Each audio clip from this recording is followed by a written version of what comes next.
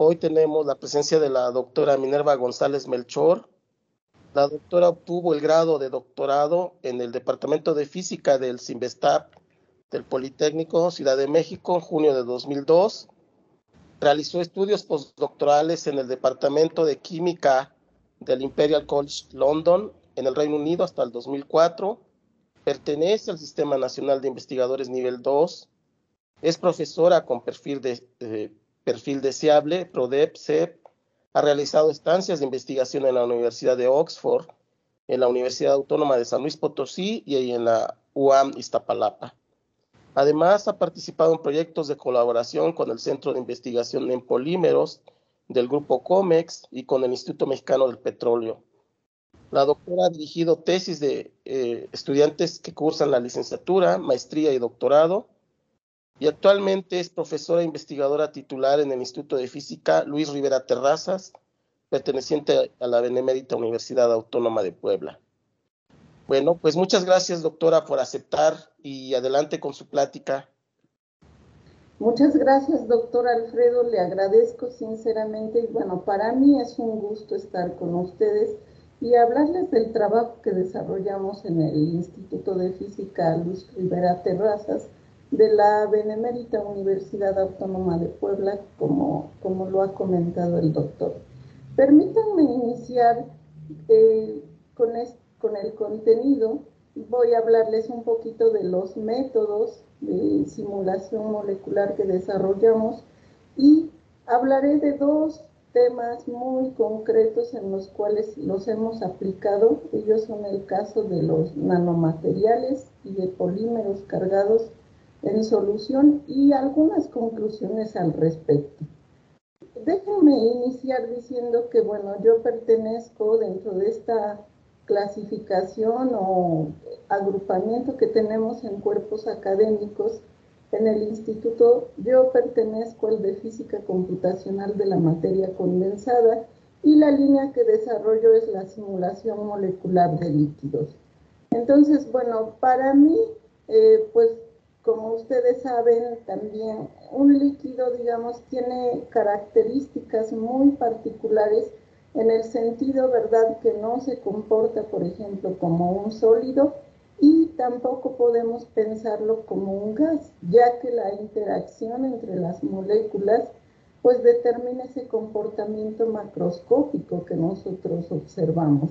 En un líquido, bueno, las moléculas, ¿verdad?, se trasladan, rotan, vibran, y ello da como lugar el comportamiento macroscópico que observamos. Por ejemplo, el agua, que es un líquido fundamental para nuestra propia supervivencia, pues exhibe al menos 66 anomalías conocidas. Entonces, ello hace que, bueno, los líquidos sean, a pesar de que vivimos vivimos y dependemos en gran medida del agua, son muy interesantes cuando nos adentramos a estudiarlos desde el punto de vista microscópico, ya tomando en cuenta las características de las moléculas y cómo ellas dan lugar a ese comportamiento que observamos. Ahora, si me permiten, ubiquémonos en la parte de la simulación molecular. ¿Qué es lo que hacemos? Bueno, tenemos como objetivo estudiar, ¿verdad?, a estos líquidos usando como herramienta fundamental a las computadoras. Cuando nosotros aprendemos, ¿verdad?, sobre las escalas de longitud y tiempo, pues podemos pensar en diferentes métodos para hacer el estudio. Por ejemplo, podemos pensar en estudios con ab initio, con métodos de la mecánica cuántica y sus aproximaciones correspondientes para estudiar un sistema como estos, lo cual en general no es una tarea sencilla. Sin embargo, hay muchos avances en esa dirección. Podríamos también pensar no describir, por ejemplo, los electrones, sino describir a ese líquido pues a nivel de los átomos. A esto comúnmente le llamamos como la descripción atomística. Si nosotros perdemos un poco de detalle de las moléculas que están ahí, Entonces podríamos pensar en un modelo de grano grueso o coarse grain model, como aquí se le denomina. Y si perdemos aún más ese detalle, pues entonces podríamos pensar en una descripción como un medio continuo, ¿verdad? Donde ya no importan en buena medida las características individuales, sino más bien de elementos de este líquido. Ahora, la simulación molecular, ¿verdad? Pues desde, permítanme aquí, motivo se me fue a donde no quería. Eso es por esta animación, pero bueno, déjenme ponerlo. ¿Qué hacemos en la simulación molecular? Permítanme que la veamos como un laboratorio virtual, ¿verdad? ¿Qué podemos hacer en la computadora? Pues si nosotros desarrollamos un código, por ejemplo, o nos proveemos de un código que esté accesible, ¿verdad? En los ambientes académicos, que ahora hay muchos códigos de acceso libre, pues entonces podemos pensar en esta herramienta como un laboratorio, ¿verdad? Donde podemos pues calcular diferentes propiedades. Y yo tengo aquí una cartera de propiedades, digámosle así, que no pretendo leerla, simplemente la coloco para que tengan idea del tipo de información que podemos acceder. Desde información termodinámica, donde pensamos al líquido como un sistema macroscópico, hasta información, digamos, que nos adentra a esa visión microscópica de los átomos o las moléculas. Algo que no necesariamente es trivial, aún pensando en experimentos adecuados, ¿verdad? En un laboratorio real. Obviamente estos métodos pues son complementarios a esa descripción experimental que obviamente es deseable y que guiará incluso a la simulación. Sin embargo, como he dicho, no necesariamente simple. Entonces, en una computadora podemos hacer este trabajo y bueno, eso es algo que es interesante, se ha desarrollado ahí desde finales de los 40 y bueno, ahora hay muchos avances en esa dirección. Permítanme ahora ubicar el método que tal vez es uno de los métodos más empleados dentro de la simulación molecular de líquidos, que es el método de dinámica molecular clásica. Si nos enfocamos en esta descripción clásica, pues podemos pensar, ¿verdad?, en el líquido como este conjunto de partículas interactuantes. Clásicamente, la trayectoria de cada partícula se describe con la segunda ley de Newton, que es una ecuación que aprendemos en la educación media superior, si no es que desde la secundaria, ¿verdad?, que aprendemos algo. Entonces, ¿qué significa resolverla numéricamente? Bueno, pues implica tener un código, ya sea que lo hayamos desarrollado nosotros o que lo tengamos accesible, y definir una ley de interacción entre las partículas, ¿verdad? Esa ley de interacción estará metida en esta función U, que es la energía potencial total del sistema. Generalmente planteamos modelos, justamente, y en el contexto propiamente de la simulación molecular se le conoce como el campo de fuerzas. Va surgiendo una terminología también que pues da lugar a que nosotros numéricamente podamos tener la solución. Aquí está la imagen de un algoritmo, digamos, general, desde dar las posiciones y velocidades iniciales, resolver o más bien obtener las fuerzas y con ellas actualizar, decimos, o generar las nuevas posiciones y velocidades para con ellas calcular las propiedades. Entonces, si nosotros repetimos este ciclo por cientos de pasos o millones de pasos, podemos con ello calcular propiedades promedio. ¿verdad?, este sistema en cuestión. Entonces, este es un mecanismo, digamos, relativamente, pues, ¿cómo les diré?, versátil. Ahora, claro que cuando se originó, pues la velocidad de las computadoras no era lo que tenemos hoy en día. Hoy en día, pues alrededor del planeta y en particular en nuestro país se han instalado diferentes laboratorios de supercómputo, justamente, entre otros, ¿verdad?, con el objetivo de apoyar este tipo de investigación. Cuando nosotros ubicamos a la simulación molecular y hacemos la descripción a nivel de átomos, pues como les decía, ¿qué podemos tomar ventaja de ello? Bueno, actualmente nos permiten estos métodos controlar, por ejemplo, parámetros como la presión y la temperatura. Nos dan acceso a condiciones extremas, lo que, por ejemplo, no es simple en un laboratorio. Si queremos, no sé, presiones muy altas, por ejemplo, temperaturas muy altas, pues en una computadora nosotros las colocamos y no pasa nada, ¿verdad? El costo computacional, pues por supuesto depende del sistema que quieramos simular y de las propiedades en ocasiones también que quieramos determinar. Como mencionaba, también son versátiles.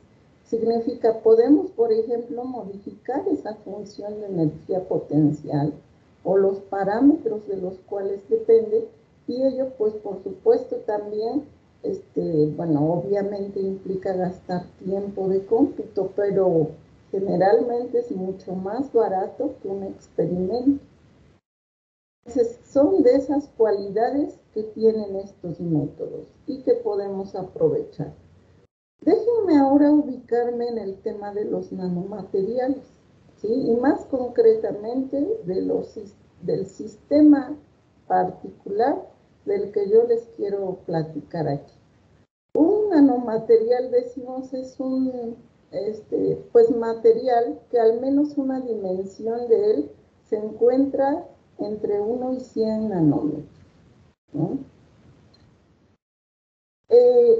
Entre estas nanomateriales o nanoestructuras que se han sintetizado, pues ya hace unos años, están los nanotubos, en particular los nanotubos de carbono, ¿verdad?, que se han encontrado en diferentes condiciones y en diferentes tiempos, ¿verdad? Entonces, estas nanoestructuras, pues se ha planteado su uso, por ejemplo, aquí en este artículo en particular del 2008, ¿verdad?, se planteaba desde entonces o un poquito antes la idea de si podemos usar estas nanoestructuras, por ejemplo los nanotubos, como nanocápsulas, y que podamos encapsular en ellos a lo mejor un fármaco y poder llevarlo a un sitio específico dentro de una célula, ¿no? Entonces, esa es una de las motivaciones que estos materiales han traído desde que se concibieron. No es algo trivial ni una tarea sencilla. Entre otras cosas, hubo algunos reportes donde se describió, pues, que los nanotubos de carbono son tóxicos para los organismos vivos. Actualmente yo les diría que esa percepción ha cambiado un poco en el sentido de que si se funcionalizan adecuadamente, se puede, digamos, paliar o disminuir esa característica nociva y entonces aprovecharlos. Sin embargo, también han surgido, bueno, otra aplicación que se ha pensado es, pues a lo mejor, si los métodos experimentales avanzan lo suficiente y se reduce, por ejemplo, no sé, en aplicaciones que no impliquen la interacción con una célula. Por ejemplo, el saneamiento de aguas residuales para capturar contaminantes, que este es un artículo de 2017. Entonces, ahí les digo, diferente tipo de aplicaciones que se han planteado, pues con el objetivo de aprovechar estas estos nanotubos, en particular los de carbono. También tenemos, ¿verdad?, un poco posterior a los de carbono, surgió la síntesis de los nanotubos de nitruro de boro. Comparten, digamos, algunas características con los de carbono. Sin embargo, bueno, en esta lámina, por ejemplo, podemos contrastar algunas de esas características. Por ejemplo, los de nitruro de boro, abreviados aquí como BNNT, pues dicen aquí, si los vemos, se ven blancos, tienen alta temperatura, son materiales que soportan muy altas temperaturas, son muy estables, en fin, tienen propiedades, aquí también en particular, ¿verdad? Por ejemplo, muy buenas propiedades mecánicas, propiedades eléctricas, por ejemplo, su polaridad, etcétera. Entonces, algo que tienen de diferente en particular es que pues hay muchos reportes de que estos no son tóxicos de entrada.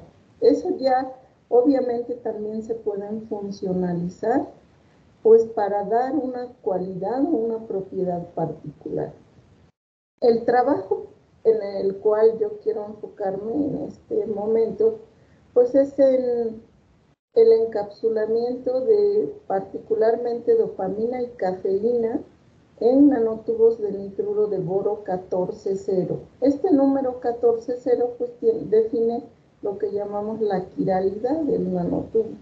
Este es un trabajo que realizamos con colegas del Instituto de Física y de la Facultad de Ingeniería Química en la misma UAP. Entonces, permítanme comentarles al respecto ya concretamente de este trabajo. ¿Qué hay en cuanto a los métodos, digamos, clásicos para simular estos nanotubos de nitruro de boro en agua en particular? Bueno, el agua se ha simulado por mucho tiempo. Hay muchos modelos en la literatura que uno puede consultar y que, bueno, puede emplear en diferentes estudios.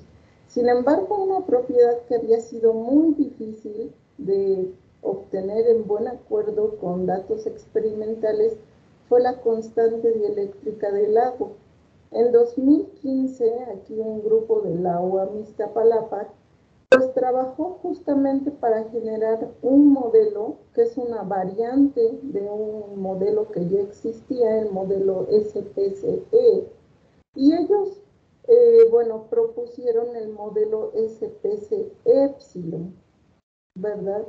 Con este modelo es posible que esa dificultad que se tenía para reproducir la constante dieléctrica de agua experimental se viera resuelto en buena medida. Entonces aquí, por ejemplo, estos son datos de lo que nosotros hicimos al implementar este modelo en una simulación molecular usando el paquete GROMACS, que es un paquete bastante bueno, con muchas capacidades. Yo lo recomiendo, la verdad, está bastante bien documentado, es desarrollado por un grupo holandés y tiene muy buenas herramientas. Entonces lo que hicimos fue implementar este modelo en ese código y simular agua a condiciones de número de partículas, presión y temperatura normales durante 60 nanosegundos y calcular, entre otras propiedades, la constante dieléctrica para agua. Obtuvimos el valor de 80.7, por ejemplo, el coeficiente de difusión de 1.48 por 10 a la menos 5 centímetros cuadrados sobre segundo y otras propiedades que no he colocado aquí. La constante dieléctrica experimental es de 78.5. Es una cantidad que no tiene dimensiones, está referida a la permitividad del vacío. Entonces, dentro de todo este 80.7, con su error, ¿verdad? Pero está en buen acuerdo con el dato experimental. Otros modelos producían valores del orden de 50, lo cual, como se darán cuenta, pues sí hace una diferencia considerable. Eso con respecto al agua. Ahora, usamos ese modelo de agua para ahora sí simular el comportamiento de un nanotubo de nitruro de boro en presencia de la dopamina, que es esta molécula, la cafeína y por supuesto pues el solvente, como también le llamamos agua en este caso. Hicimos simulaciones, diferentes condiciones, en particular yo me referiré aquí a la temperatura de 298.15 Kelvin y a una presión de 1 bar. Decir agua explícita en estos métodos implica tener ahí un mar de moléculas de agua. Y digo un mar porque para propósitos del tamaño del sistema, pues eso es algo que consume muchos recursos de cómputo, ¿verdad? Este tipo de estudios generalmente se tienen que desarrollar pues con un código que se ejecute en paralelo, eso lo cumple GROMACS, pero también en paralelo, ¿verdad? En una supercomputadora o un clúster, ¿verdad? Donde pues tengamos varios procesadores haciendo tareas específicas. Déjenme ahora hablarles de algunas de las propiedades que calculamos. Entonces, cuando uno describe un líquido o ya un medio, ¿verdad? Y moléculas dentro de él, como es el caso, hay una función fundamental en los líquidos que es lo que conocemos como la función de distribución radial. Esta función de distribución radial significa lo siguiente. Dada una partícula en el origen, esta función está relacionada con la probabilidad de encontrar una segunda partícula a una distancia r de aquella en el origen. Esa partícula, ¿verdad? Esas partículas a las que me he referido, bien podrían ser el centro de masa de una molécula o podrían ser los átomos de esa molécula. Entonces, aquí en particular, a la izquierda lo que tengo es la función de distribución radial. Ven, es la función G en función de la distancia de separación R, que es una distancia radial. Imaginemos que tenemos aquí, si notan estas etiquetas que se corresponden con los colores, pues se refieren a átomos de oxígeno y la etiqueta de A significa dopamina, mientras que CA significa la cafeína. Tenemos al sistema formado por el nanotubo, moléculas de dopamina, moléculas de cafeína y el agua. Entonces, si yo pienso en la curva en negro aquí, pues lo que tenemos es la función de distribución radial oxígeno de dopamina, oxígeno de cafeína. Es decir, ¿cuál es la probabilidad de dar un oxígeno de la dopamina encontrar a una distancia r un oxígeno de la cafeína? Eso lo vemos en la curva en negro que se presenta aquí. La distancia a la cual empieza a ser diferente de cero, pues está relacionada con la distancia a la cual se acercan. Entonces vemos aquí un primer pico, por ejemplo, ¿verdad? Y luego, bueno, un comportamiento generalmente aquí un tanto, pues, azaroso, pero nos da esa información. Bueno, estas funciones, no es mi intención de escribir todas aquí, pero sí comentarles que sugieren pues que hay una alta correlación entre la dopamina y la cafeína. Eso sugiere que están cerca, que están dentro del medio, próximas entre sí, les gusta estar cerca. Algo similar ocurre aquí. Bueno, obviamente, pues, al estar metidas en el agua, nosotros podemos calcular también las funciones de distribución radial, dopamina, agua y cafeína, agua. Y esas curvas se presentan aquí. ¿Qué es lo relevante a resaltar? Bueno, generalmente estas intensidades más altas, ¿verdad? Pues lo que dice, por ejemplo, esta curva en negro, es que la probabilidad de encontrar a un oxígeno de la dopamina alrededor de un oxígeno de la molécula de agua, pues es muy alta, aproximadamente, digamos, 3.5 Armstrongs o 0.35 nanómetros por aquí, ¿verdad? Y así podemos hacer un estudio comparativo entre estas funciones.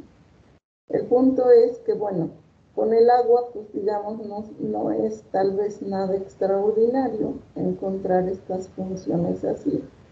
Lo tal vez más relevante en términos de la función de distribución radial es cuando calculamos la función, por ejemplo aquí, boro del nanotubo, ¿verdad? Pensando en los átomos de boro, con los átomos, en particular aquí las que les muestro es de nitrógeno y oxígeno, tanto de la dopamina como de la cafeína.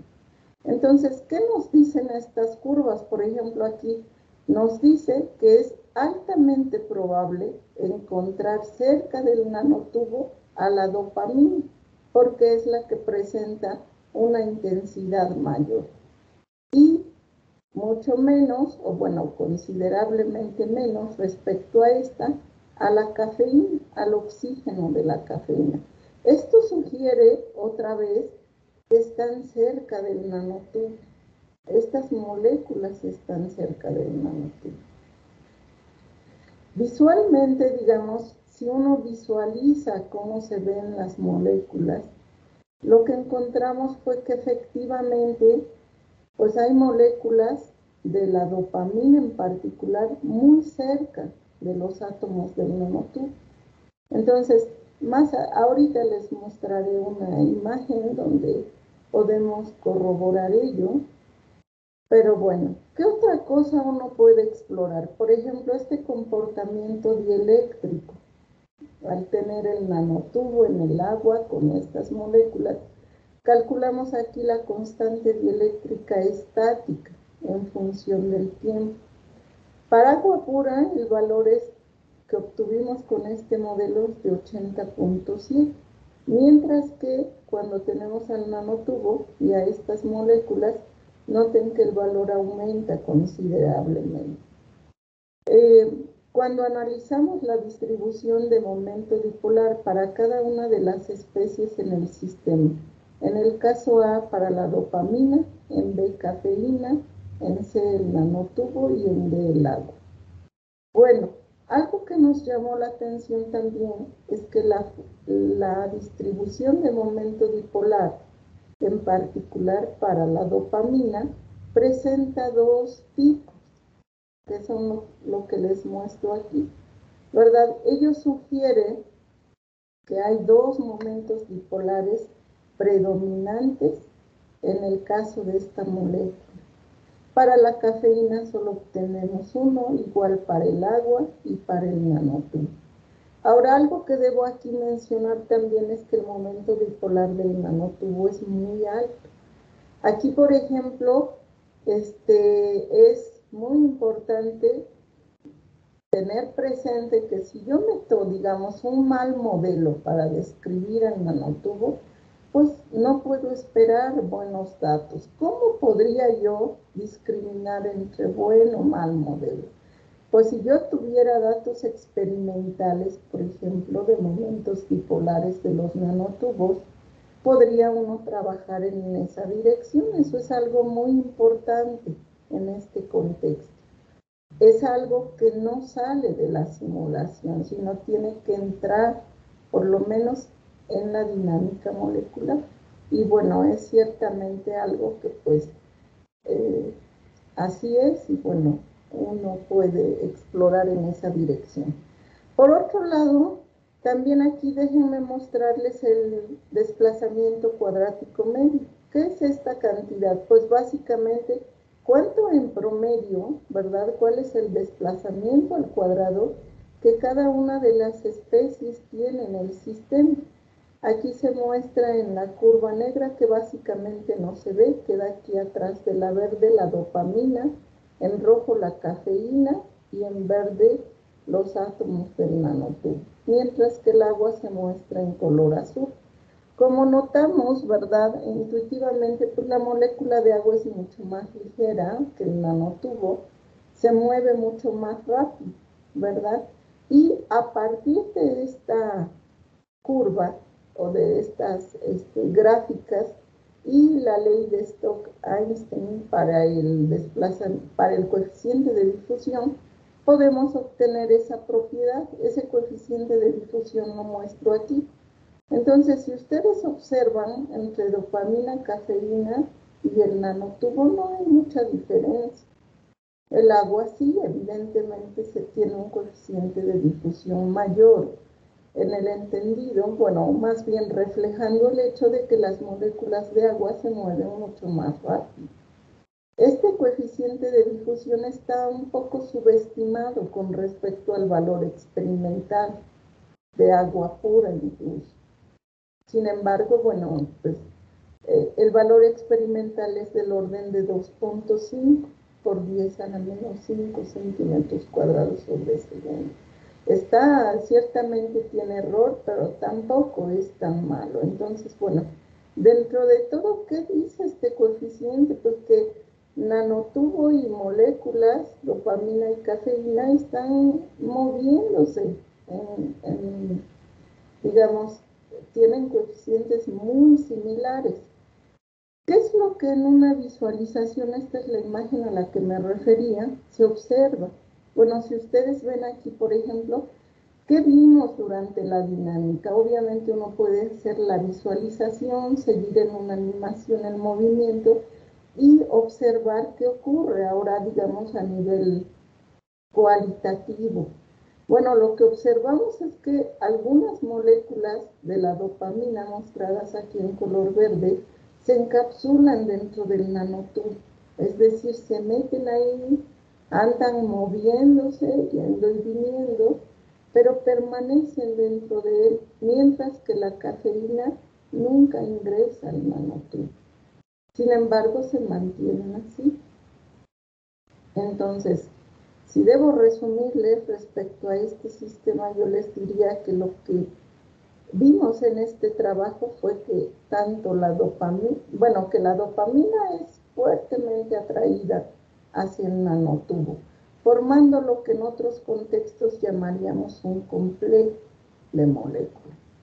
La cafeína también es atraída por ese complejo, pero nunca ingresa, se mantiene en la vecindad de él.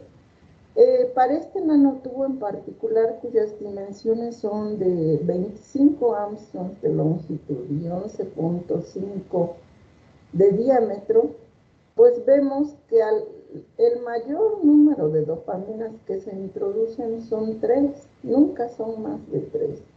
Y que si con ello hacemos un cálculo muy sencillo, vemos que la densidad de número de moléculas dentro de este nanotubo es de aproximadamente 0.0012 moléculas por Armstrong cúbico, entre Armstrong al cubo.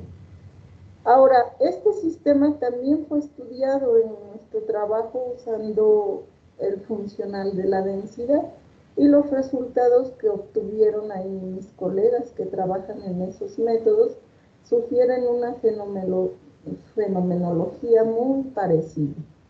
Entonces, en ese sentido, pues yo les podría decir que estos resultados por lo menos sugieren que la dopamina se podría transportar por encapsulamiento en este tipo de nanotubos, mientras que la cafeína se podría transportar por arrastre.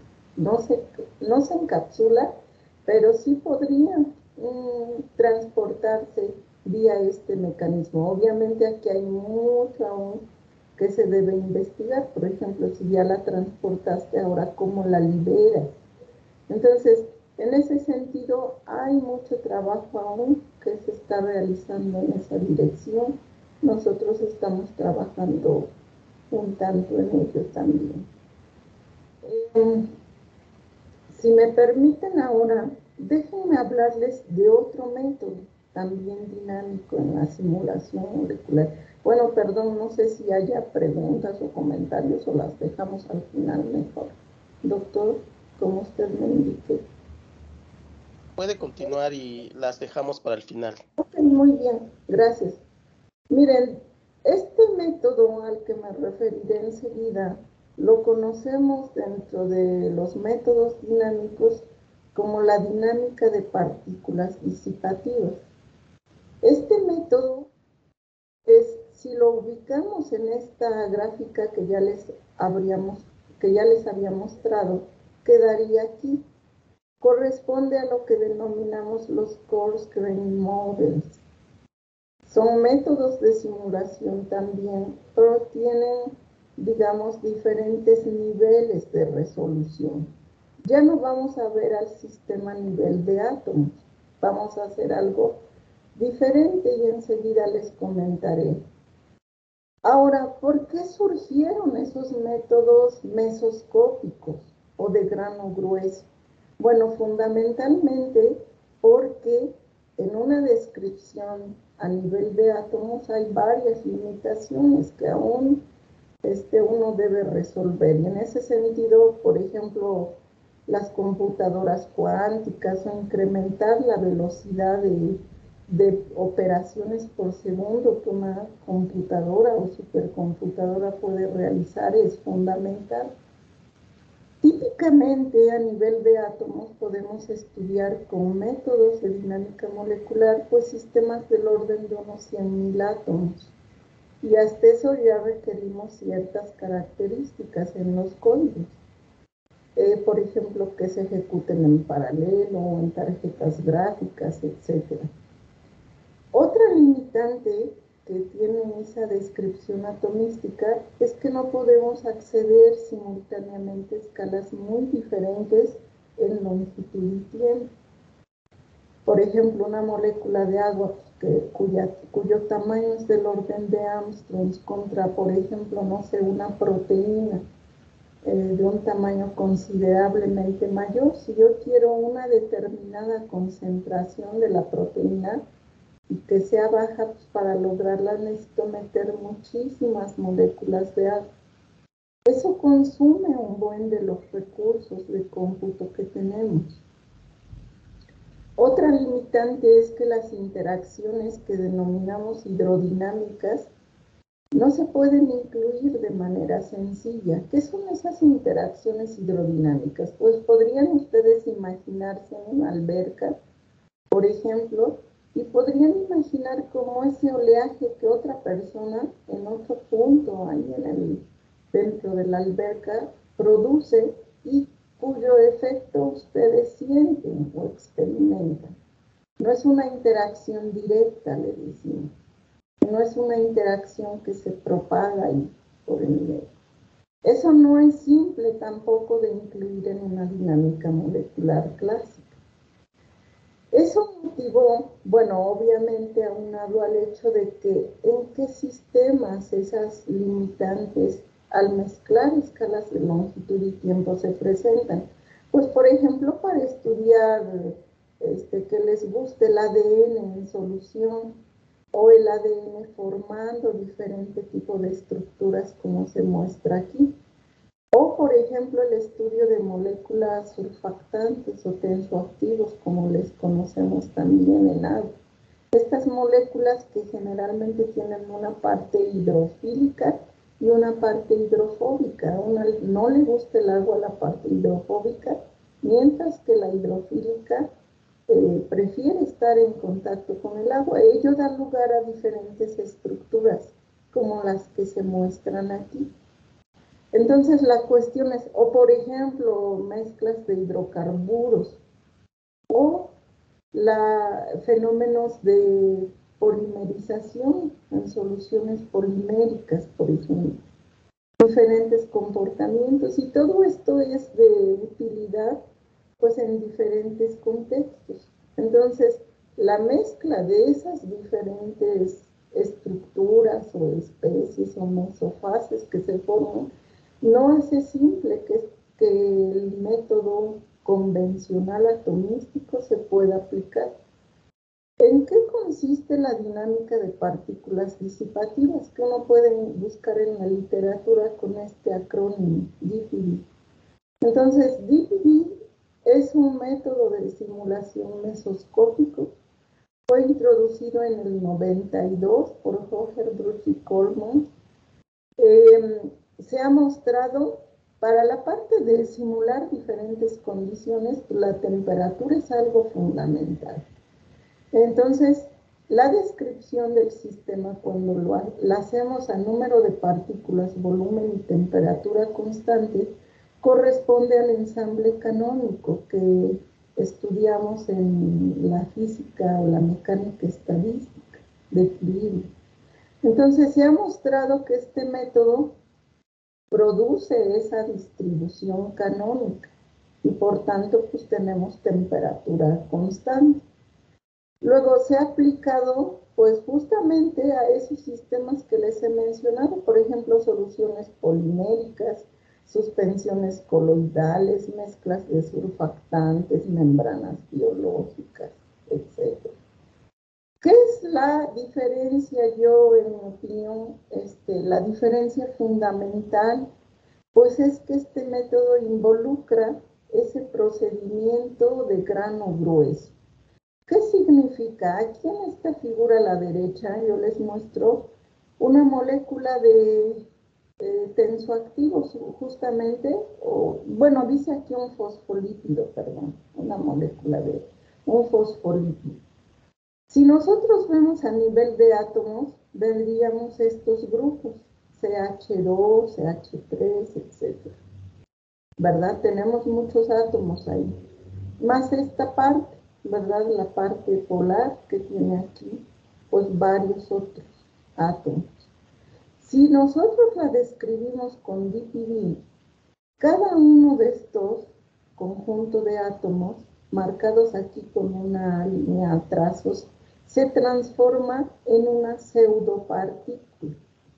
Entonces, ¿qué estamos haciendo aquí? Pues mapear, decimos, el sistema real o la molécula real en este caso, a una molécula DPD, donde cada una de estas cuentas DPD va a representar un grupo de átomos o incluso de moléculas del sistema real.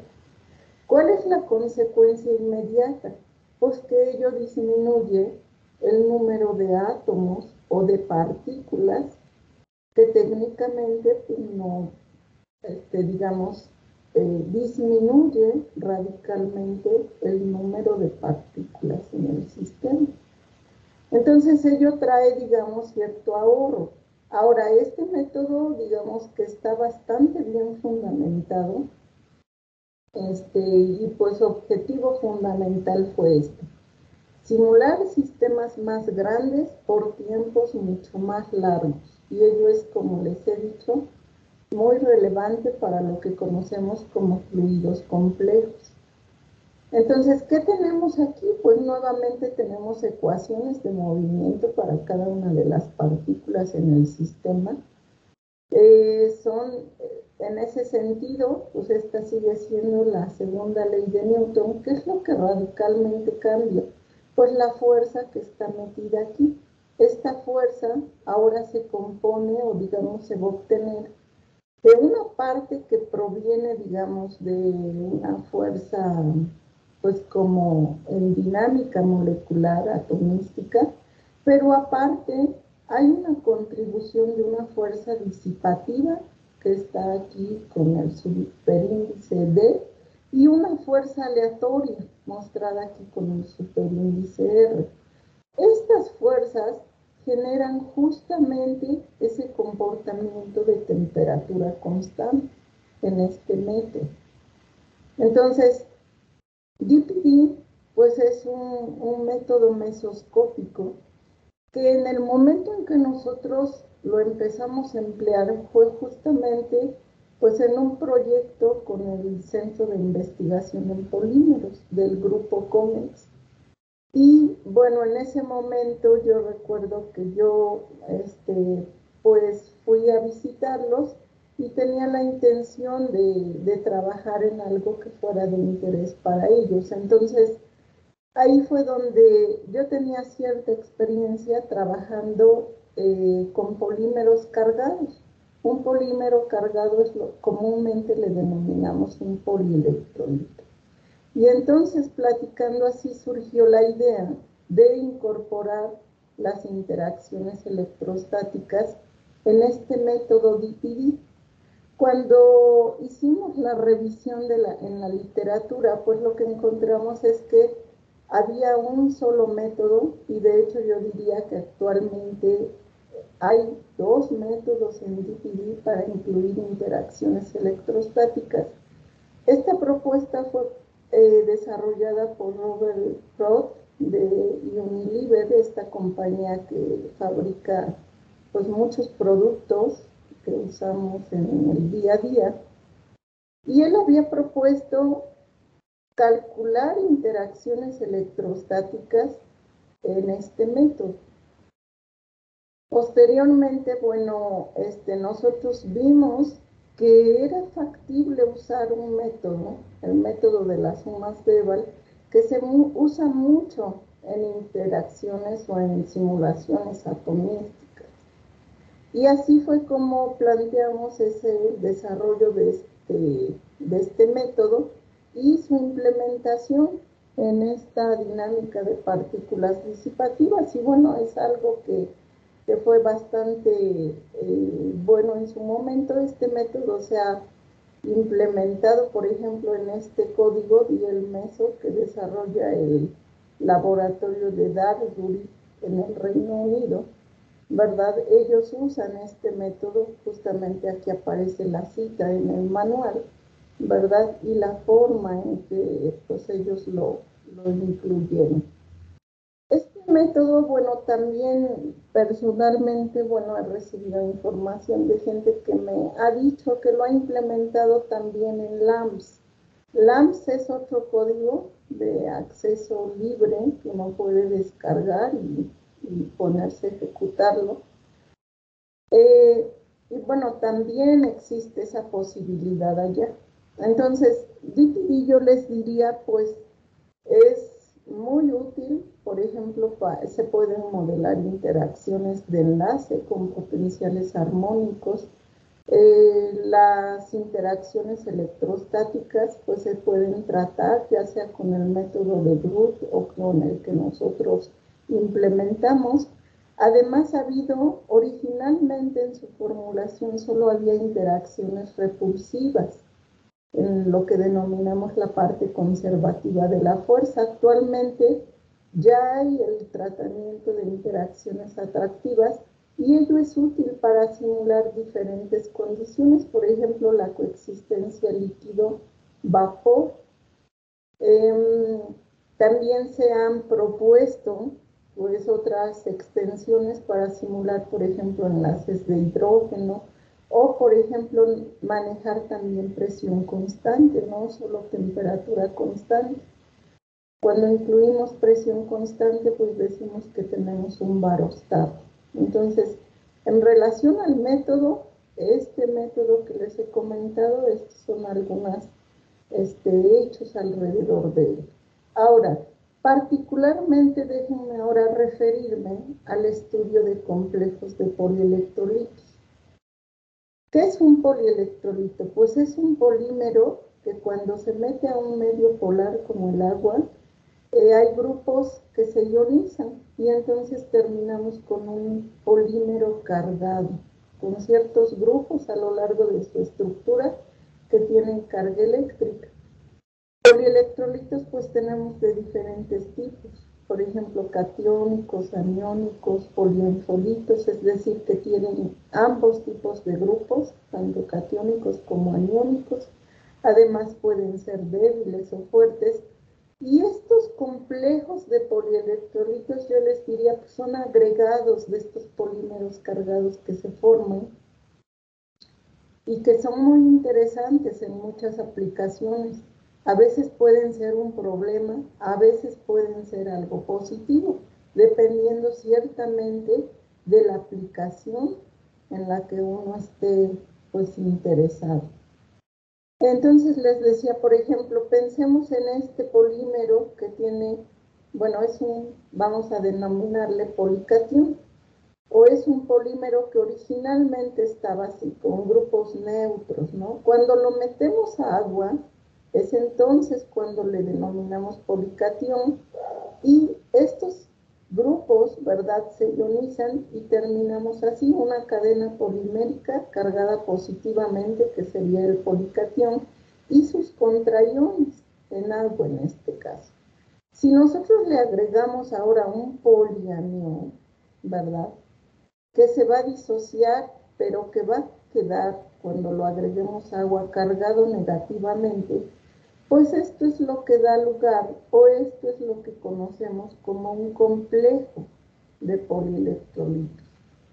Entonces, este agregado es interesante por muchos motivos. Primero, desde el punto de vista básico, muy fundamental, por ejemplo, ¿por qué el ADN se puede compactar también dentro de una célula?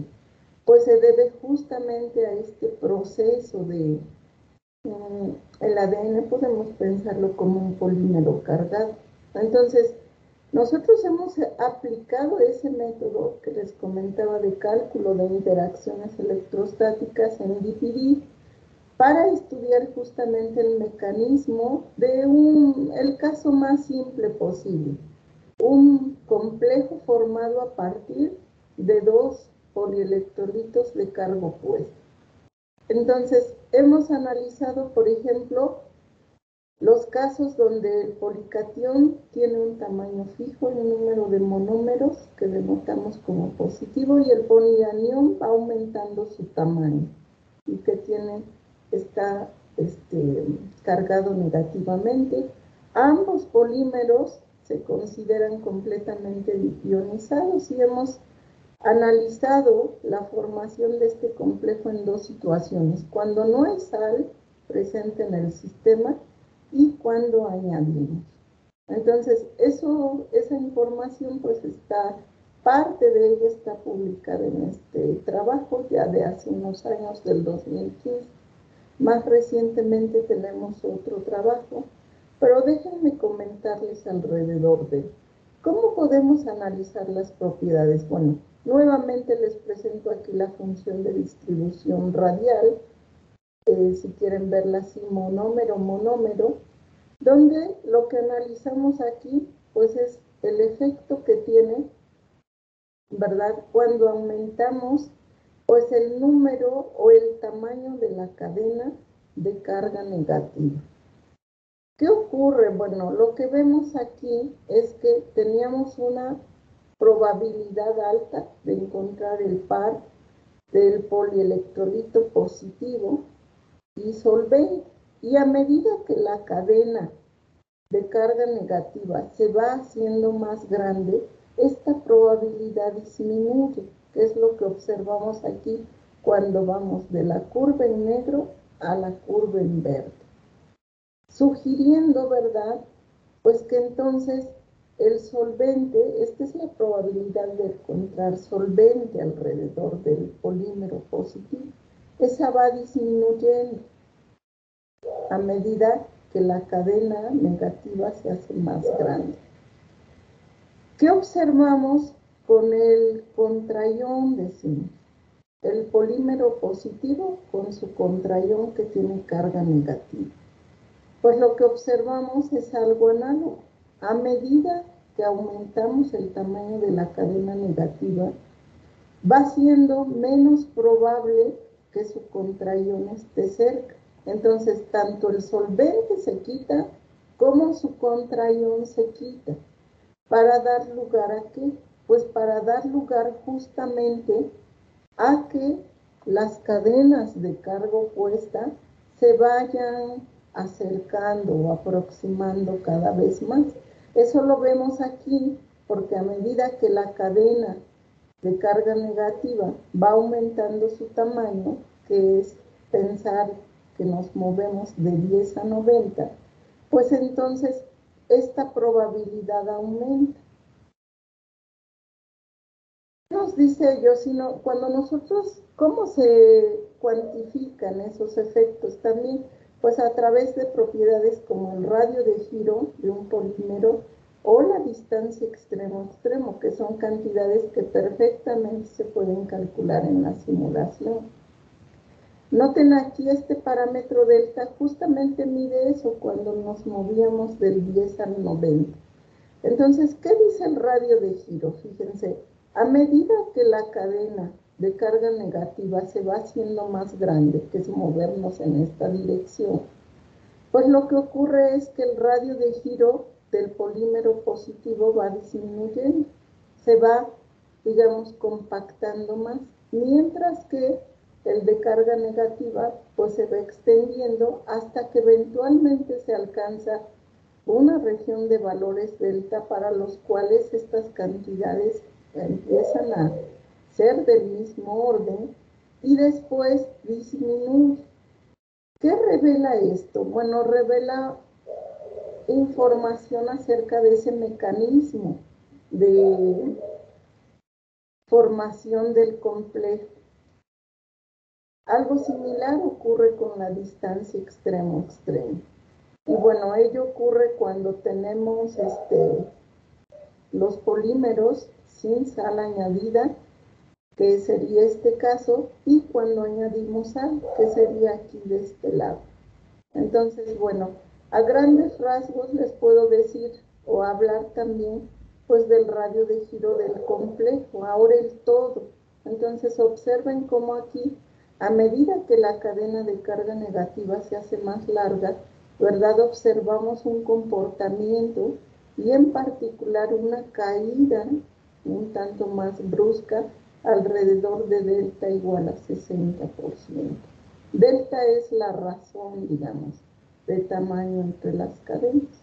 Entonces tenemos que ocurren esto que denominamos cambios conformacionales, de un complejo extendido a un complejo compacto.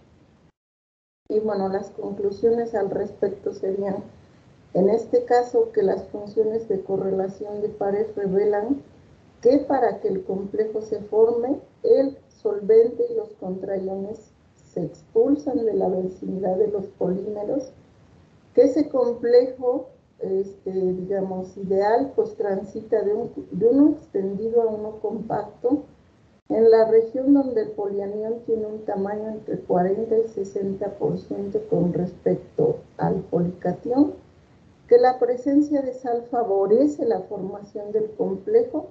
Y bueno, esta fenomenología de un complejo de polímeros de carga opuesta, pues está en acuerdo con observaciones que se han obtenido con otros métodos, entre ellos Monte Carlo, y bueno, a esta referencia del 2019 me refería, donde también estudiamos el efecto del pH y encontramos pues una fenomenología parecida.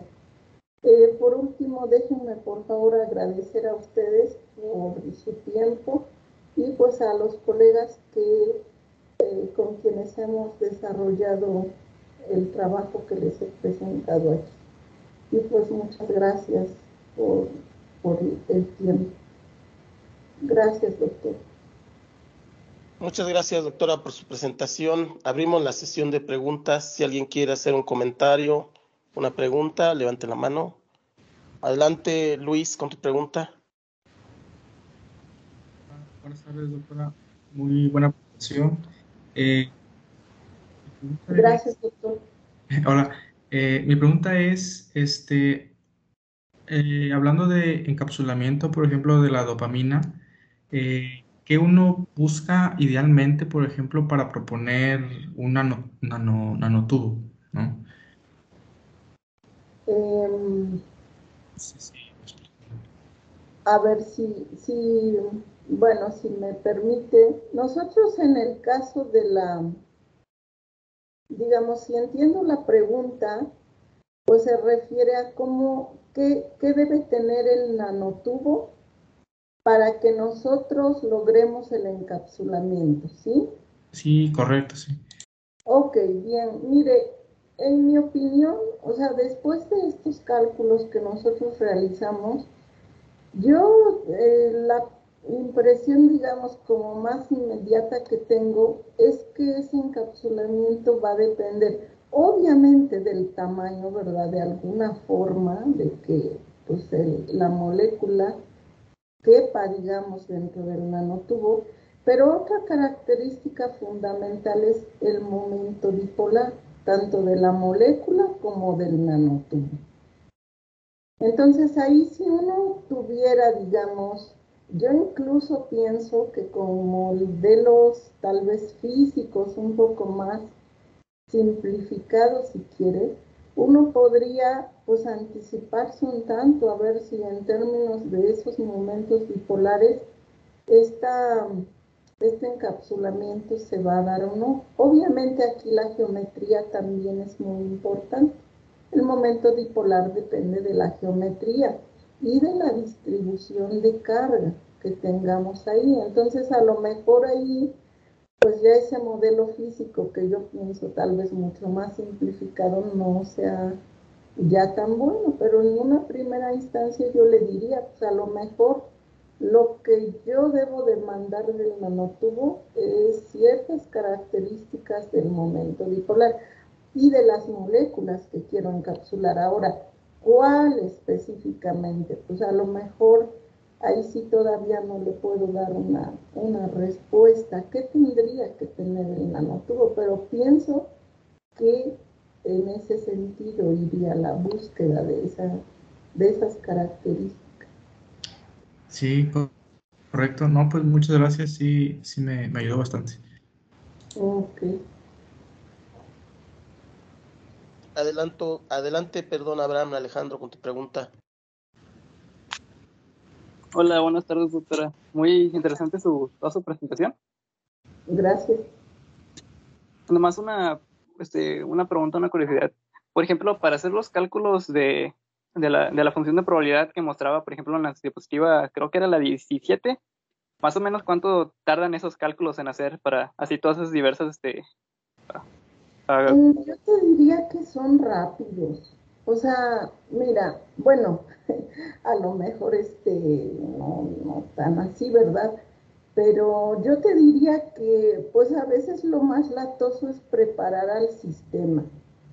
Pero, ¿qué te gusta? Bueno, aquí simulamos este sistema, varias simulaciones partiendo de diferentes condiciones iniciales o configuraciones, como le llamamos, y el tiempo fue del orden de 200 nanosegundos.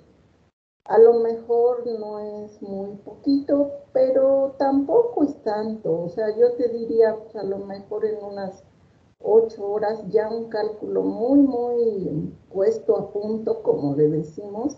O sea, que ya vas a correr el sistema final, ya no son pruebas. Pues unas 8 horas corriendo en unos, ¿qué será? 24 procesadores, algo así. Vaya, pero es realizable. No recuerdo exactamente el número de átomos aquí. No, mentiría si te quiero dar un número, no recuerdo el número exacto. Pero vaya, se pueden realizar relativamente rápido. Para la pura función G, de hecho, pues hasta con menos tiempo, unos 20 nanosegundos, 10, pero hay propiedades, por eso les mencionaba que depende también un tanto de la propiedad. Hay propiedades que para que uno tenga el comportamiento y la convergencia, porque depende de la definición de la propiedad, pues uno requiere sí del orden en pasos de simulación, pues del orden de 100 millones de pasos, con un paso de integración del orden de 2 femtosegundos. Eso ciertamente son simulaciones más largas.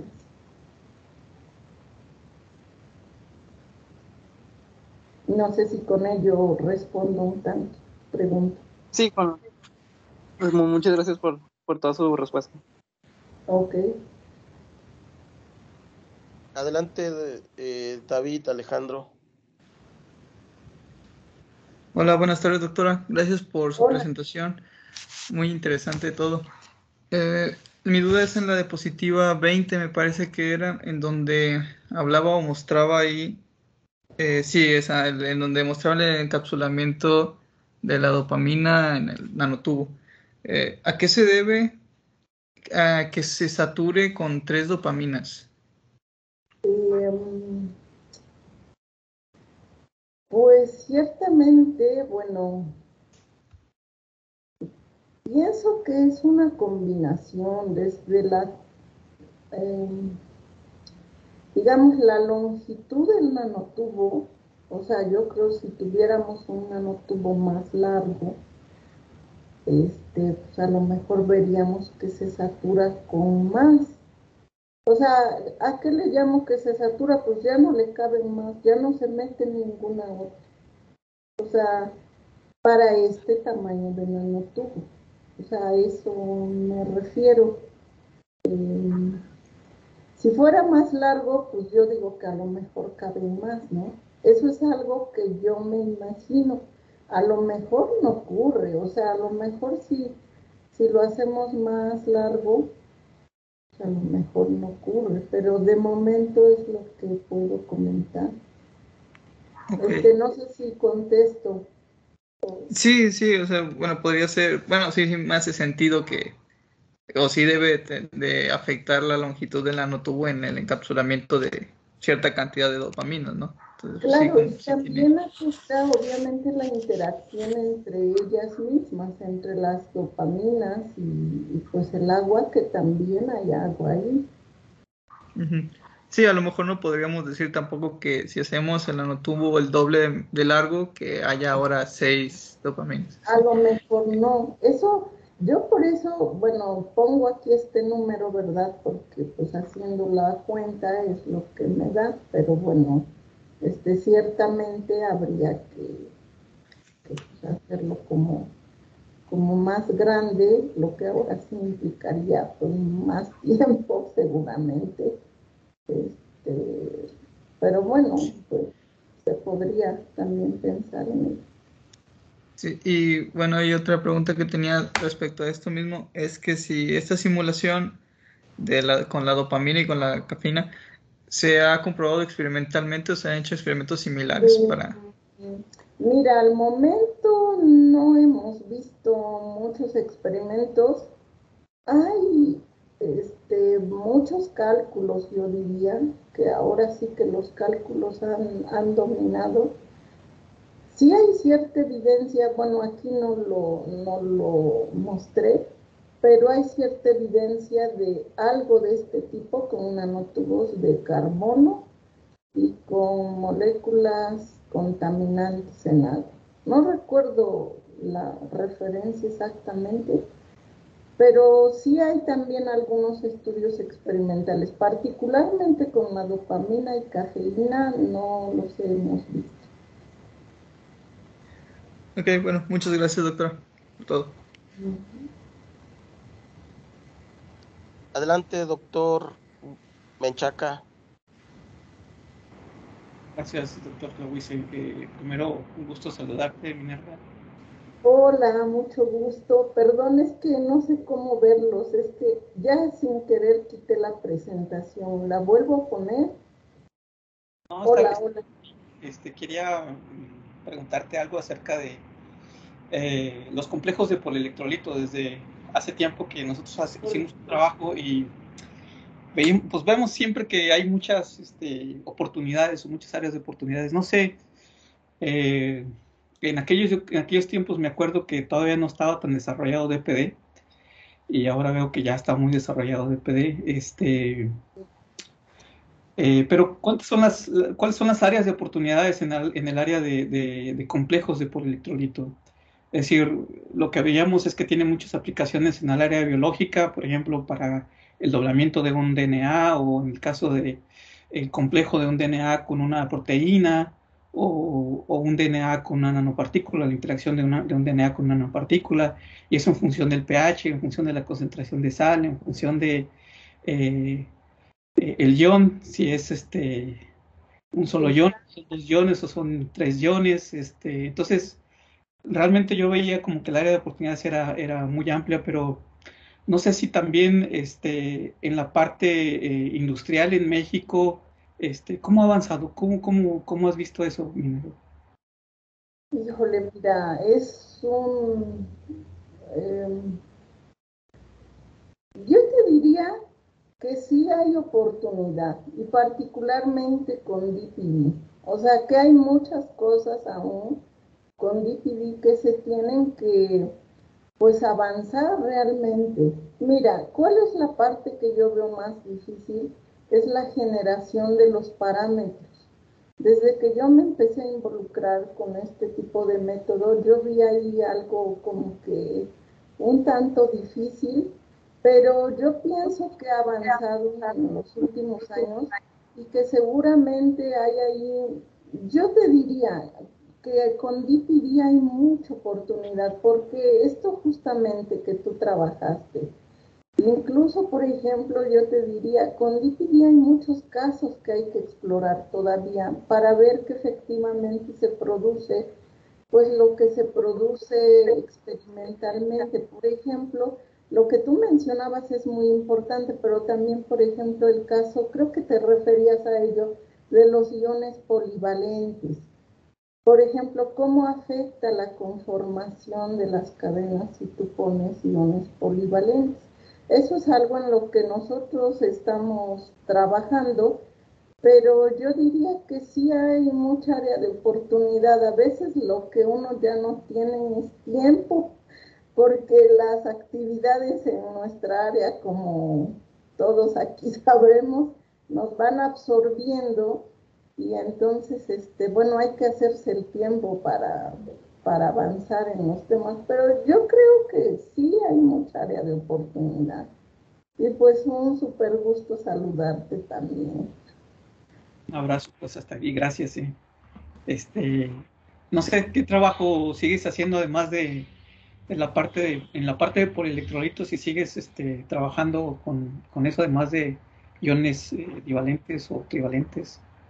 Pues es nuestra intención ahora en esa dirección del uso de DPD, pero lo que hemos hecho, debo comentarte, es no tanto ver estos modelos como un poco más, todavía a nivel de reproducir fenomenologías, porque pues no le hemos puesto mucho énfasis a la parte de los parámetros en el sentido de modelar un polímero en particular, o un tipo catiónico y uno aniónico, y diferenciarlos, sino aquí más bien lo que nosotros estamos todavía enfocándonos es en la parte de la carga.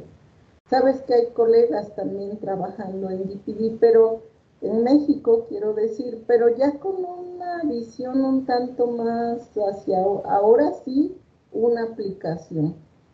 Yo te diría que ahí no sé qué tan difícil ha sido para ellos la parte de los parámetros. Eso es algo que no he visto últimamente, la verdad. Y respecto a esta misma área, pero en el área experimental, ¿ha habido más grupos trabajando en ello?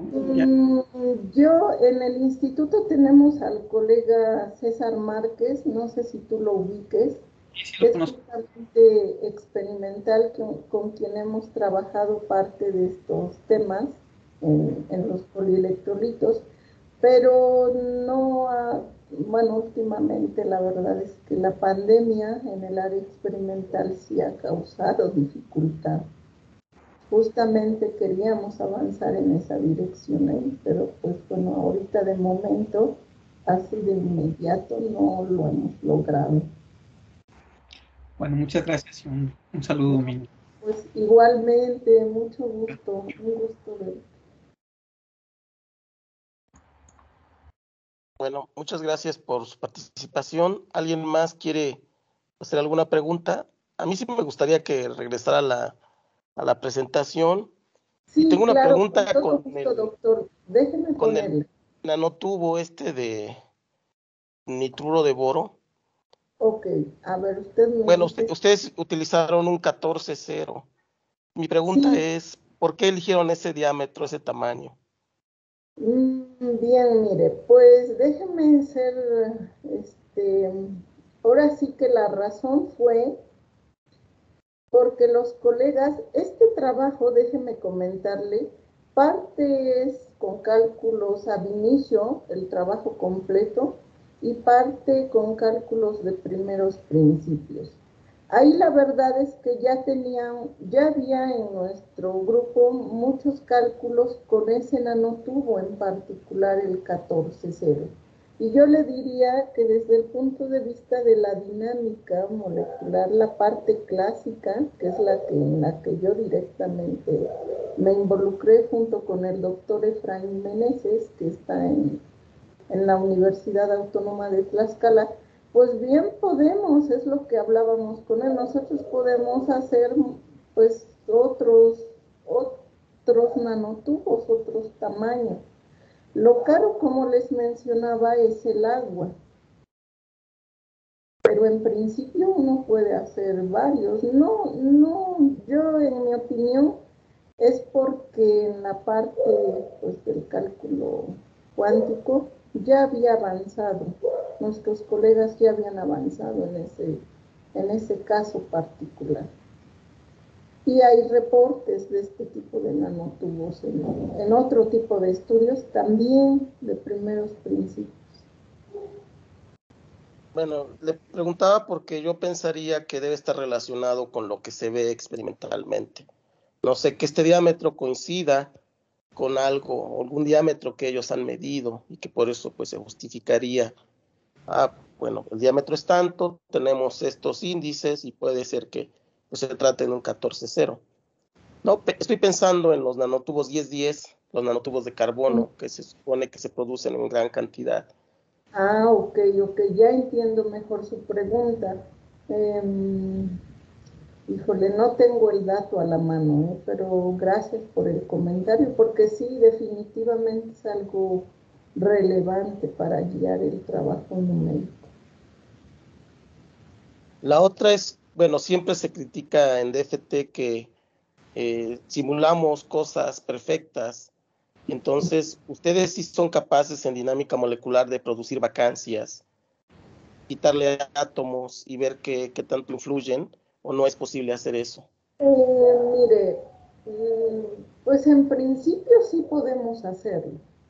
No lo hemos hecho. La verdad es que no lo hemos hecho, pero en principio sí se puede. Ahí nada más sería una cuestión ver pues hasta dónde digamos que la estructura siga siendo estable o que no uno puede hacer muchas cosas técnicamente hablando, pero a lo mejor pues como usted lo comentaba, experimentalmente pudieran no ser muy congruentes, pero en principio se puede. Sí se pueden simular vacancias con dinámica molecular clásica. Y bueno, un último comentario es con respecto al solvente.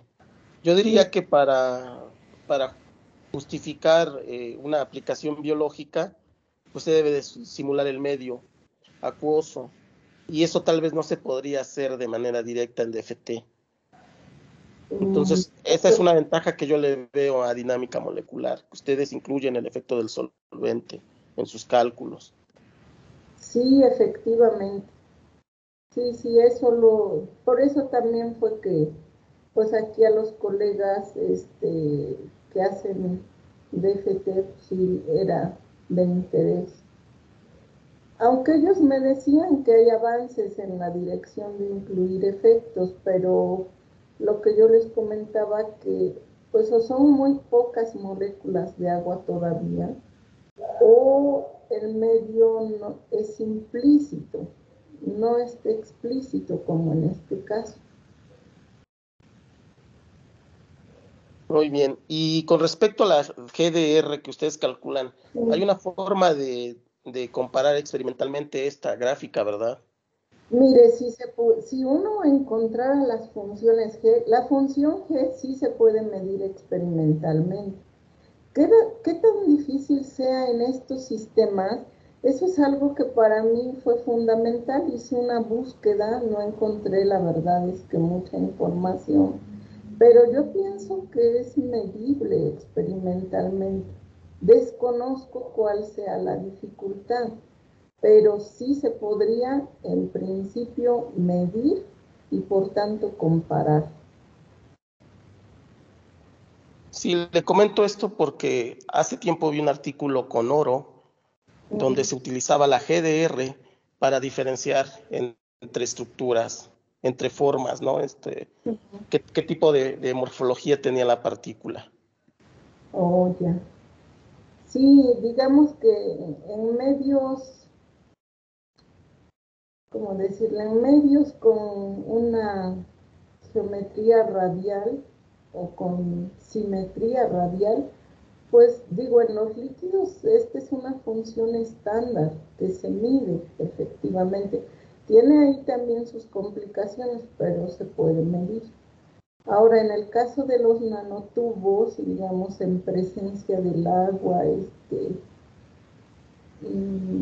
le digo, no he encontrado todavía información experimental. Yo creo que en nanopartículas o así agregados de partículas, probablemente yo digo, intuitiva, a lo mejor ingenuamente, pero me imagino que podría ser más sencillo.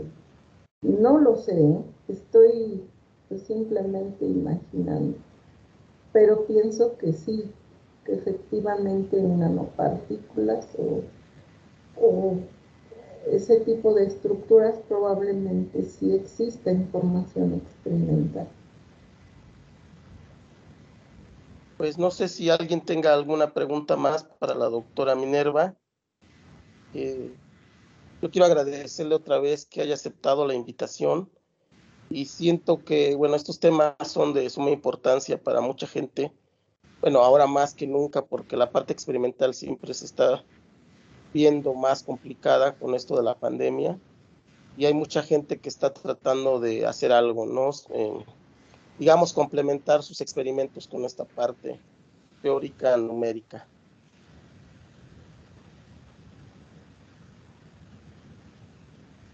Pues muchas gracias, doctora. Pues al contrario, doctor, si quiere poner su correo de contacto, creo que sí lo tenía en la presentación, ¿verdad? Al final.